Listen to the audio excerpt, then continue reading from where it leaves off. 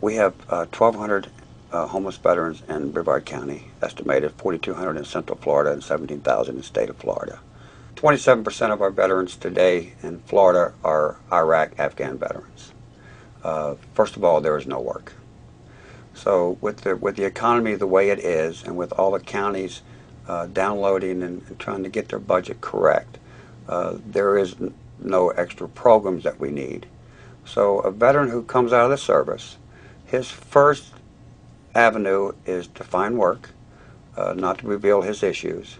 It's a very long period before that veteran even tries to get into VA or even realizes that he might have an issue related to the VA. So he tries to do it on his own and go through work, and if he's not successful at that, he can't get rental. We're short on housing. We're short on apartments. So in our area, they end up in the woods, still seeking work, still trying to be prideful of what they fought for is for our country, and looking for what avenues are available for him. They're very short-lived. So now they're afflicted with no work.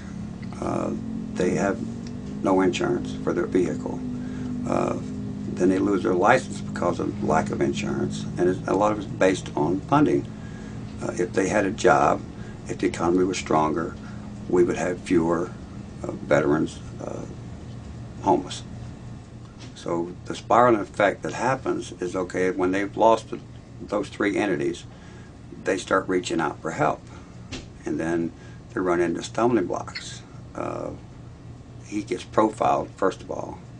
It's not illegal to be homeless, but it's illegal to be homeless instead in some of our parks and recreation. And it goes one step further, that parks and recreation is for the community public. But if you are homeless, which is not illegal to be homeless, if you are a homeless veteran, you go into parks and recreation, you are also arrested and pink slipped that you're not allowed to be in parks and recreation. So that's just another spiraling effect.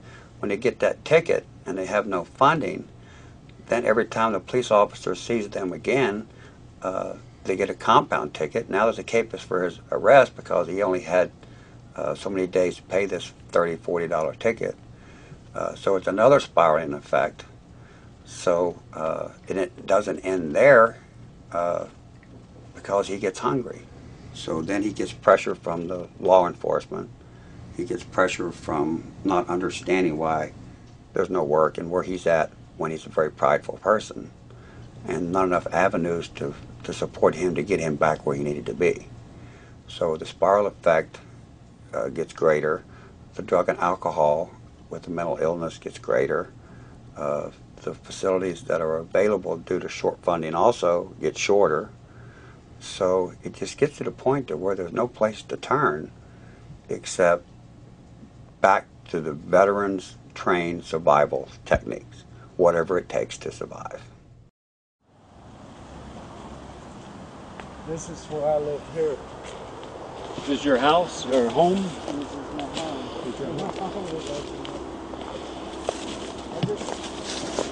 I've been living back here since December. I'm not drying right now.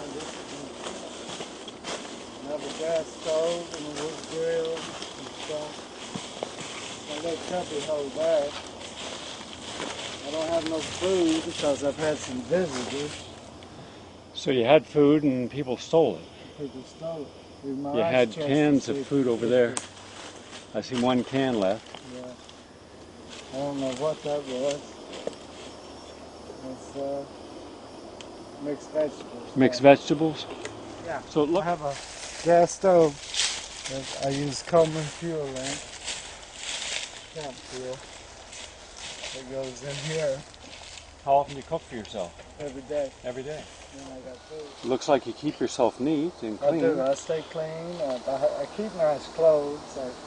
I got bathing stuff all in there. You go to the beach each day to take a shower? I go to the beach side off of A1A and I take a shower at Canoco Beach. I take my shower there, and they got bathroom facilities there, and completely all that. But you told me you got 2 tickets because you had a little sign saying that you're homeless? I was flying a sign homeless in the sheriff's department, and I owe $104 for that. So they gave a $100 ticket to a person who's homeless. Jesus. Yeah, I just hold a sign, and I would take the walk down to the median. Yeah, we've all seen that. And You know, there's something wrong with giving a $100 fine to a person who's homeless asking for a handout. Somebody's fundamentally screwed up about that. Right now, my main concern is I just got released from hospital because I had a heart attack, and it was my 3rd one. I had 2 stents placed in, and I'm busy now trying to get my. They told me I need to get a room for ACE with some AC in it at least for 2 or 3 days and get my prescription filled. I got 4 different medications on that, and I really don't know how to go around and get assistance. How old are you? 55. 55 with 3 heart attacks and homeless, but my impression is, and if I'm wrong, tell me I'm wrong, that it looks like you're trying to make the best of the situation you can. Yes, I am. I'm just trying to survive. I go to the labor hall down there at Workers every morning at 4 o'clock.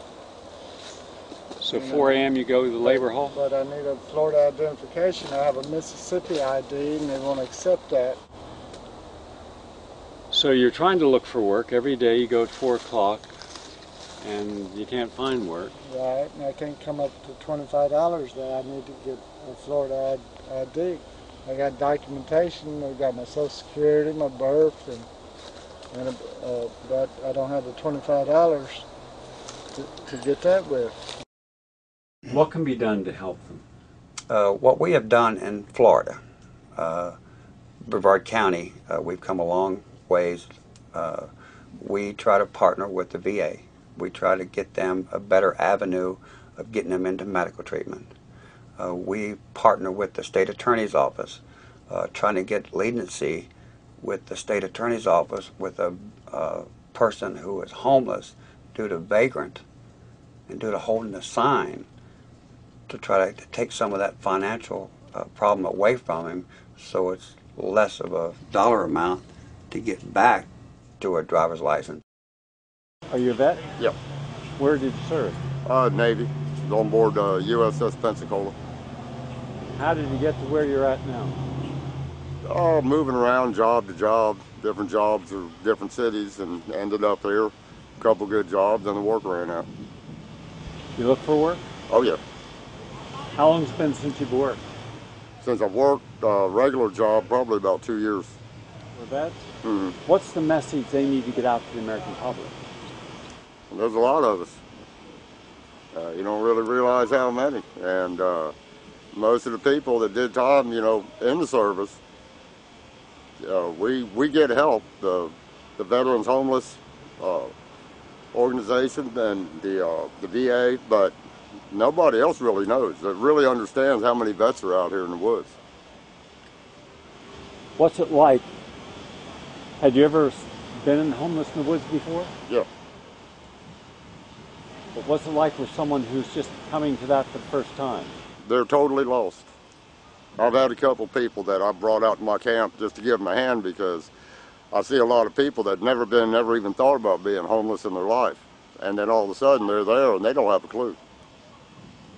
I mean, being ex-military, we at least know a little bit about survival. But other people, they're totally lost.